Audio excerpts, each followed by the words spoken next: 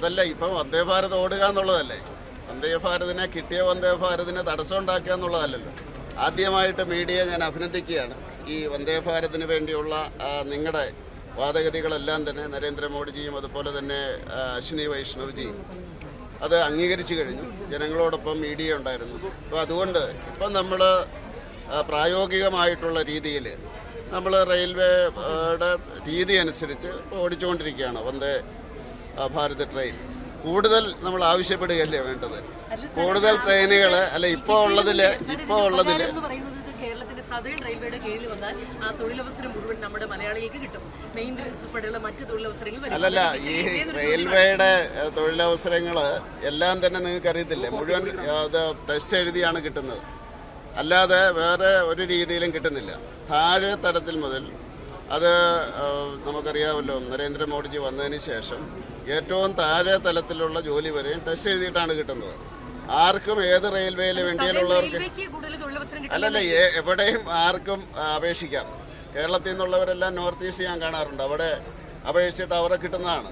അതുപോലെ വെസ്റ്റേൺ റെയിൽവേയിൽ അവർ കിട്ടുന്നുണ്ട്.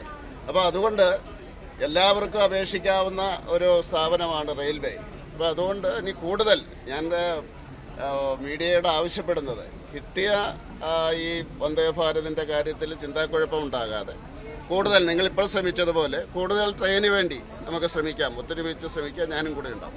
ഈ ട്രെയിനിൻ്റെ സമയക്രമമായിട്ട് ബന്ധപ്പെട്ട് യാത്രാ സംഘടനകൾ കുറച്ച് ആശങ്ക പറയുന്നത്, അതായത് സമയം കുറച്ചുകൂടി പരിഷ്കരിച്ചാൽ അവിടെ നിന്ന് ഈ ആഴ്ച അവസാനം അല്ലെങ്കിൽ ദിനംപ്രതി യാത്ര ചെയ്യുന്നവർക്ക് കുറച്ചുകൂടി സൗകര്യപ്രദമാണെന്ന് പറയുന്നത്, അത് ഭാവിയിൽ പരിശോധിക്കപ്പെടും. അല്ല, നമ്മുടെ ഈ വന്ദേ ഭാരതിൻ്റെ തന്നെ സ്ലീപ്പർ വരുന്നുണ്ടല്ലോ, അപ്പോൾ പ്രശ്നം പരിഹരിക്കപ്പെടും. അവർക്ക് ഓവർനൈറ്റ് ജേർണിയുണ്ട്, അതിപ്പം ഇൻട്രൊഡ്യൂസ് ചെയ്യുന്ന അവസരത്തിൽ നമ്മൾ ആവശ്യപ്പെടും. ഞാൻ പറഞ്ഞു അങ്ങനെയുള്ള കാര്യങ്ങളാണ് നമ്മൾ ആവശ്യപ്പെടുന്നത്. മീഡിയ ടേക്കപ്പ് ചെയ്യുന്നത് ഫസ്റ്റ് നമുക്കറിയത്തില്ല, വന്ദേ ഭാരത് വന്നപ്പോൾ തന്നെ കേരളത്തിലേക്ക് വന്നു, നമ്മൾ പ്രതീക്ഷിക്കാതെ. അപ്പോൾ ആ രീതിയിലുള്ള കാര്യങ്ങൾ നമുക്ക് ആവശ്യപ്പെടാം. അതുപോലെ തന്നെ ഈ യാത്രക്കാരുടെ ആവശ്യങ്ങൾ എന്താണത്, ഒരു കോൺക്രീറ്റ് ആയിട്ടുള്ളതാണെങ്കിൽ തീർച്ചയായിട്ടും നമുക്കത് കൊടുക്കാവില്ല, റെയിൽവേക്ക് കൊടുക്കാവില്ല. ഈ വന്ദേ ഭാരതിൻ്റെ സ്ലീപ്പർ ട്രെയിൻ വരുമ്പോഴും ആദ്യഘട്ടത്തിൽ കേരളത്തിന് അനുവദിക്കപ്പെടും. അല്ല, ഞാൻ പറഞ്ഞത് നമുക്ക് കിട്ടിയില്ല ആദ്യം തന്നെ. അതിനുവേണ്ടിയാണ് മീഡിയ അല്ലേ അതിൻ്റെ അകത്തൊരായുധം. മീഡിയയ്ക്ക് ഇത് ഉയർത്താവില്ല, ആവശ്യം ഉയർത്താവില്ല, ഇതുപോലെ തന്നെ.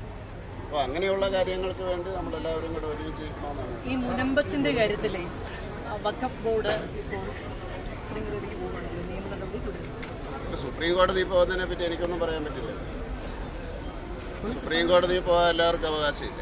പക്ഷേ ഹൈക്കോടതി വളരെ വ്യക്തമായിട്ട് പറയുന്നുണ്ട്, അത് വഖഫ് അമെൻമെൻറ്റ് ബില്ല് നിയമം വന്നതുകൊണ്ടാണ് ഇങ്ങനെ ഞങ്ങൾക്ക് വിധിക്കാൻ പറ്റുന്നത് എന്ന് പറയുന്നുണ്ട്. അതായത് സെക്ഷൻ 3(6) 108(a) അനുസരിച്ചാണ് ഈ രീതിയിൽ വിധിക്കാൻ ഞങ്ങൾക്ക് സാധിക്കുന്നത്. കാരണം സുപ്രീം കോടതി അനുകൂലമായിട്ട് വിധിച്ചിരിക്കുന്നു എന്ന് ആ ഹൈക്കോടതിയുടെ വിധിയിൽ പറയുന്നുണ്ട്. അതുകൊണ്ട് ഞങ്ങൾ പറഞ്ഞതുപോലെ തന്നെ ഈ വഖഫ് ഭേദഗതി ബില്ല് വന്നതുകൊണ്ടാണ് അങ്ങനെ ഒരു ഹൈക്കോടതിക്ക് അങ്ങനെ വിധിക്കാൻ സാധിച്ചത്.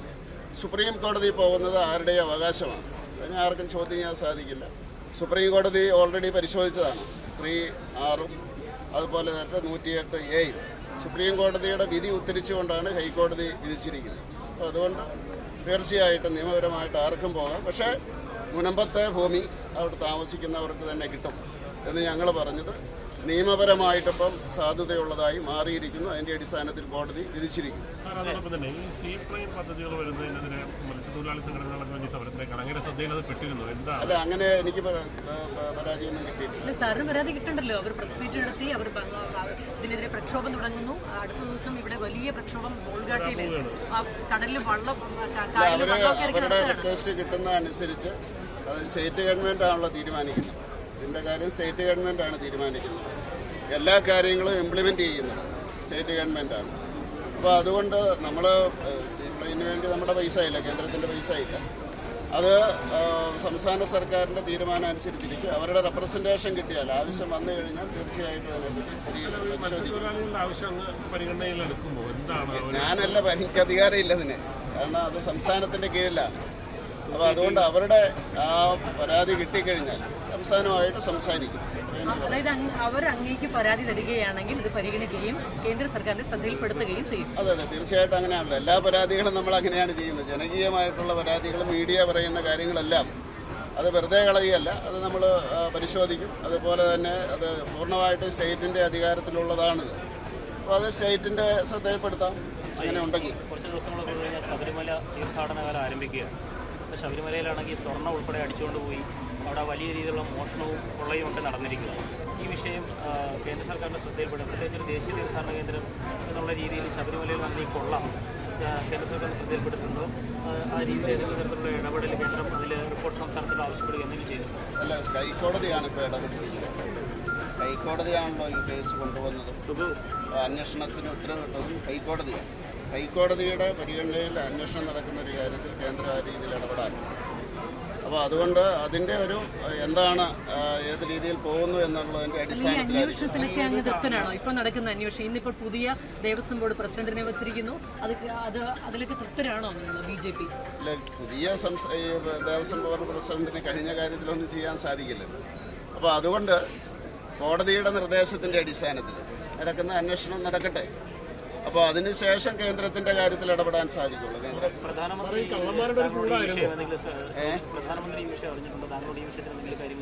ഇല്ല, അങ്ങനെ പ്രധാനമന്ത്രി നേരിട്ടല്ലോ. അതിന്റെ അന്വേഷണ ഏജൻസികളോ അങ്ങനെയുള്ളത് മന്ത്രിമാർക്ക് എന്താ അതിൻ്റെ അകത്തുള്ള ഏജൻസി? അന്വേഷണ ഏജൻസികളുടെ കാര്യത്തിൽ മന്ത്രിമാർക്ക് എക്സിക്യൂട്ടീവിന് പരിമിതികളില്ല. അതിന് നിയമമുണ്ട്. കാരണം ഈ നമ്മുടെ FIR രജിസ്റ്റർ ചെയ്തിട്ട് അങ്ങനെ അവിടെ അറിയിക്കുകയാണെങ്കിൽ കേന്ദ്ര ഏജൻസി അറിയിക്കുകയാണ്, അവരിടപെടും. ഇപ്പോൾ കോടതി പറഞ്ഞിട്ടാണ് ഇപ്പോൾ നടപടി. കോടതി ജുഡീഷ്യലായിട്ടുള്ള കാര്യത്തിൽ സാധാരണ രീതിയിൽ ഇടപെടില്ല. അങ്ങനെയാണ് രാഷ്ട്രീയക്കാരനല്ലാത്ത ഒരു IAS ഓഫീസറെ ദേവസ്വം ബോർഡിൽ പ്രവർത്തിച്ച് പരിചയമുള്ള ഒരു ഉദ്യോഗസ്ഥനെ അവിടെ കൊണ്ട് വെച്ചതിനെ സ്വാഗതം ചെയ്യുകയാണ്. അല്ല, ഞാൻ പറഞ്ഞല്ലോ, കഴിഞ്ഞ കാലങ്ങളിൽ കുഴപ്പമുണ്ടായിട്ടുണ്ട്, നിരന്തരമായിട്ടുള്ള പ്രശ്നം ഉണ്ടായിട്ടുണ്ട്. അതിൻ്റെ അടിസ്ഥാന കാരണമെന്ന് പറയുന്നത് കമ്മ്യൂണിസ്റ്റുകാർ ദൈവനിഷേധികളാണ്. അവർ എങ്ങനെ പറഞ്ഞാലും അത് അവരുടെ എന്താ പറയുന്നത് അടവ് നയമാണ്. അപ്പോൾ അതുകൊണ്ട് കള്ളത്തരത്തിൽ പറയുമ്പോൾ മുഖ്യമന്ത്രിക്ക് ഇപ്പോൾ അതുണ്ടായിരിക്കുന്നു, വിശ്വാസം ഉണ്ടായിരിക്കുന്നു, അതുകൊണ്ട് വന്നിരിക്കുന്നു എന്നുള്ളത് അവരുടെ ഒരു അടവാണ്. അപ്പം ദൈവനിഷേധികളാണ്. അതുകൊണ്ട് ഇതുപോലെയുള്ള ക്ഷേത്രങ്ങൾക്കും അതുപോലെ ദൈവവിശ്വാസത്തിനും എതിരായിട്ട് അവർ പ്രവർത്തിക്കുകയുള്ളൂ. ആ കാര്യത്തിൽ ഈ പിണറായി വിജയൻ്റെ ഇൻറ്റഗ്രിറ്റി ഞാൻ അംഗീകരിക്കുന്നു. നിരന്തരമായിട്ട് അദ്ദേഹം ദൈവനിഷേധം ചെയ്യുന്നയാളാണ്. ആ ദൈവവിശ്വാസത്തിന് എതിരായിട്ട് നിൽക്കുന്നയാളാണ്, കമ്മ്യൂണിസ്റ്റാണ്. അപ്പോൾ ഈ ക്ഷേത്രങ്ങളും ദൈവവിശ്വാസവും ഇല്ലാതായെങ്കിലേ കമ്മ്യൂണിസം വളരൂ എന്ന് വിശ്വസിക്കുന്നയാളാണ് പിണറായി വിജയൻ. ആ ഇൻറ്റഗ്രിറ്റിയെ ചോദ്യം ചെയ്യുന്നില്ല. അതിൻ്റെ അടിസ്ഥാനത്തിൽ വേണം അദ്ദേഹത്തെ നോക്കിക്കാണാൻ. അപ്പോൾ അതുകൊണ്ട് ഈ ശബരിമലയുടെ കാര്യത്തിൽ അവർ ചെയ്തതെല്ലാം ദൈവനിഷേധത്തിൽ അധിഷ്ഠിതമായ അവരുടെ ആശയത്തിൻ്റെ അടിസ്ഥാനത്തിലാണ്.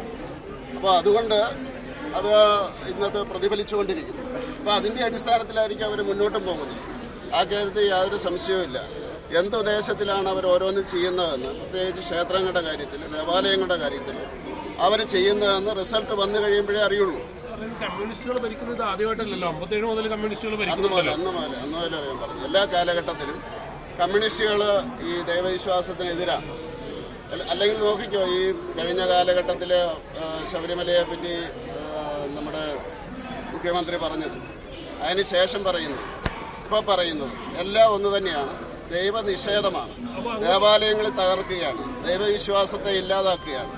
എങ്കിൽ മാത്രമേ കമ്മ്യൂണിസം വളരെയുള്ളത്. അടിസ്ഥാന തിയറിയാണ് അവർ. കാലം മുതൽ അമ്പലങ്ങൾ തകർക്കാൻ ശ്രമിച്ചിട്ടുണ്ടെന്നാണോ അങ്ങ് പറഞ്ഞു വെക്കുന്നത്? 57 മുതൽ EMSന്റെ കാലം മുതൽ അമ്പലങ്ങളെ തകർക്കാൻ ഞാൻ പറഞ്ഞു കഴിഞ്ഞല്ലോ. കമ്മ്യൂണിസ്റ്റുകാര് ദൈവനിഷേധികളാണ്, ദൈവവിശ്വാസികളല്ല. അവര് ദേവാലയങ്ങൾക്കെതിരാണ്. അതുകൊണ്ട് അവർ നിരന്തരമായിട്ട് അതാണ് ചെയ്തുകൊണ്ടിരിക്കുന്നത്. ഏതെങ്കിലും കാലഘട്ടത്തിൽ അവർ ദൈവവിശ്വാസത്തെ അനുകൂലിച്ചതായിട്ട് ഞങ്ങൾക്ക് പറയാൻ സാധിക്കും. ഈ ഇപ്പോഴത്തെ മുഖ്യമന്ത്രിയുടെ കാര്യം എടുക്കുക, അദ്ദേഹം ഏതെങ്കിലും ഒരു സ്റ്റേറ്റ്മെൻറ്റ് ഞാൻ ദൈവവിശ്വാസിയാണ് എന്ന് അദ്ദേഹം പറഞ്ഞിട്ടുണ്ടോ? ദൈവവിശ്വാസത്തെ അദ്ദേഹം അംഗീകരിച്ചിട്ടുണ്ടോ? ഏതെങ്കിലും ദൈവത്തെ അദ്ദേഹം അംഗീകരിച്ചിട്ടുണ്ടോ? അപ്പോൾ അതുകൊണ്ട് തീർച്ചയായിട്ടും ഈ കാര്യത്തിൽ അവരുടെ വിശ്വാസത്തിൻ്റെ അടിസ്ഥാനത്തിൽ, ആശയത്തിൻ്റെ അടിസ്ഥാനത്തിലാണ് ചെയ്യുന്നത്. എല്ലാ ക്ഷേത്രങ്ങളെയും, എല്ലാ ദേവാലയങ്ങളെയും, എല്ലാ മതങ്ങളെയും തകർക്കുക എന്നുള്ളതാണ് അവരുടെ ലക്ഷ്യം. അത് മനസ്സിലാക്കാത്തതാണ് പലപ്പോഴും കുഴപ്പമുണ്ടാകുന്നത്. നടത്തിയപ്പോൾ BJP ഒന്ന് പകച്ചുപോയോ? അതാണ് അങ്ങനെ പറഞ്ഞത്.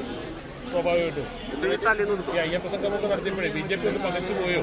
അല്ലല്ല, അവരല്ലേ പകച്ചത്.